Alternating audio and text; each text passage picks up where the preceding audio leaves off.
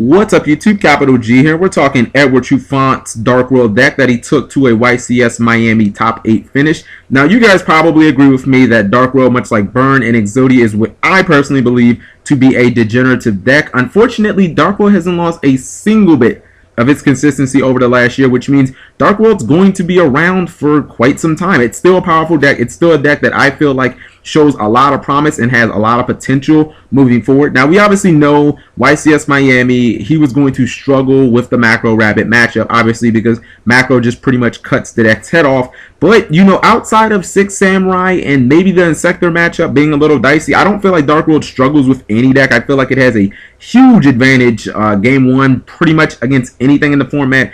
I mean, unless you just shock lock, which every deck is going to struggle against that. I feel like Dark World is a very powerful deck. Now, let's jump into the deck, and you're going to see why this isn't a conventional Dark World deck.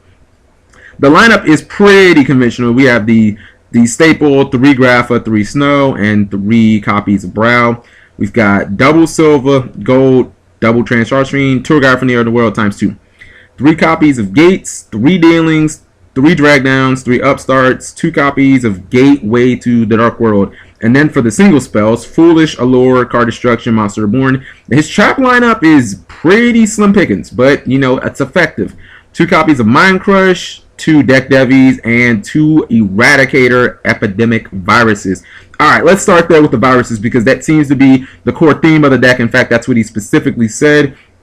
He does have a multitude of ways of activating the virus cards, obviously Grapha being the most optimal, but you know, the fact that he's running double Silver and Gold, in fact, Trance is even big enough when you activate his effect to, you know, use Deck Devi on. Now, I talked about Deck Devastation Virus in my, you know, pseudo ban list that I would have made. Deck Devastation Virus is a card that right now is absolutely nuts. If you play it against Atlantean Mermaid, it hits all the Atlantean cards. You know what I mean? It hits the Deviants, it hits the Genix Undines, the controllers. I mean, you can pretty much just slaughter their hand because outside of like Mooling Glacier and Abyss Megalo, like the card just wrecks them. Same thing goes for windups. Even against you know, Dino Rabbit. I mean, it doesn't hit the dinos, but you know, the Spirit Reapers, the Tour Guides, the Sangan, the Rabbit, it hits all their real power cards. So Deck Devastation Virus is an amazing card. EE Virus works pretty much the same way, especially against the rogue matchups. You activate this card calling spells against Prophecy. You basically auto-win. They don't play a heavy trap count. They can't work without spells. 3 turns is all it takes for a Grapha to get on board and just beat the crap out of them.